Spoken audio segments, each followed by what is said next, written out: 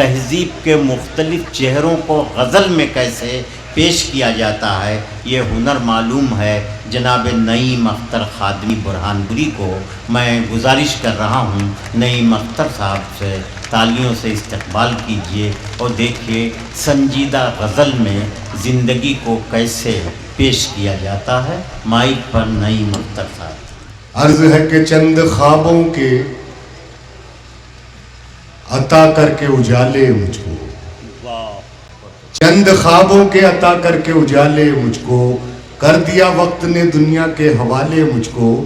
اور شعر ملاحظہ فرمائے کہ جن کو سورج میری چوکھٹ سے ملا کرتا تھا، جن کو سورج میری چوکھٹ سے ملا کرتا تھا، اب وہ خیرات میں دیتے ہیں اجالے مجھ کو۔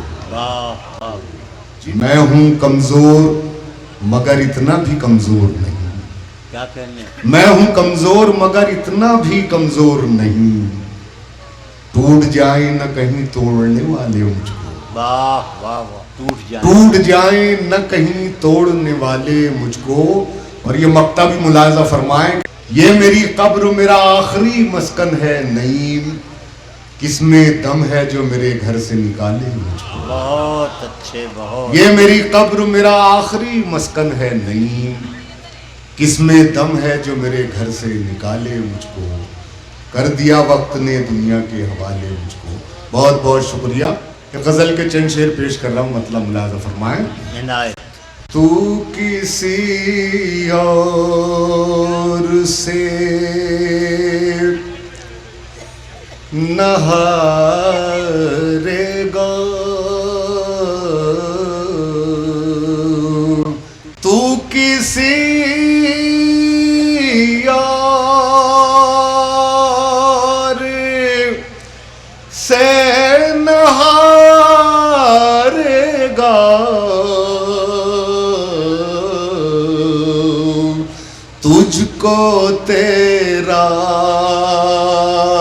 غرور مارے گا، بہت اچھے، بہت اچھے۔ تجھ کو تیرا غرور مارے گا۔ شعر پیش کر رہا ہوں، ملاحظہ فرمائیں۔ تجھ کو دستار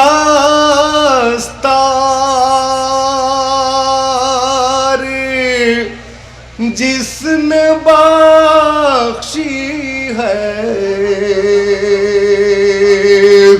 تجھ کو دستار جس نے بخشی ہے، تیرا سر بھی وہی اتارے گا، تیرا سر بھی وہی اتارے گا۔ ایک ذرا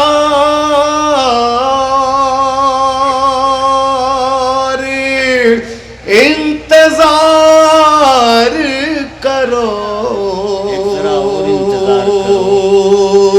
ایک ذرا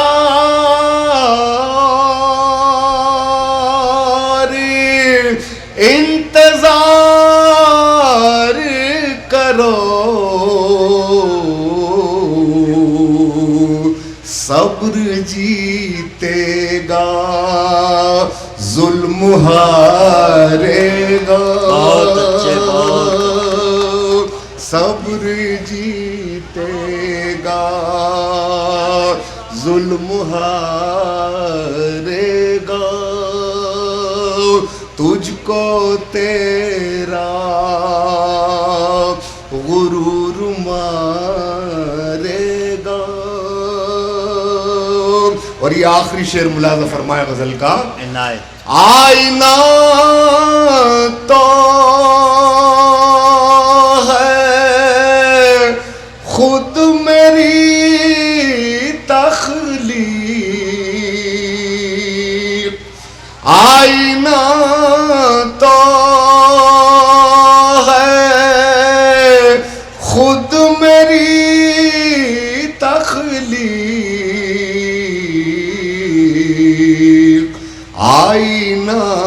क्या मुझे संवारेगा, बहुत अच्छे, क्या कहने हैं भाई। आईना क्या मुझे संवारेगा, तुझको तेरा गुरूर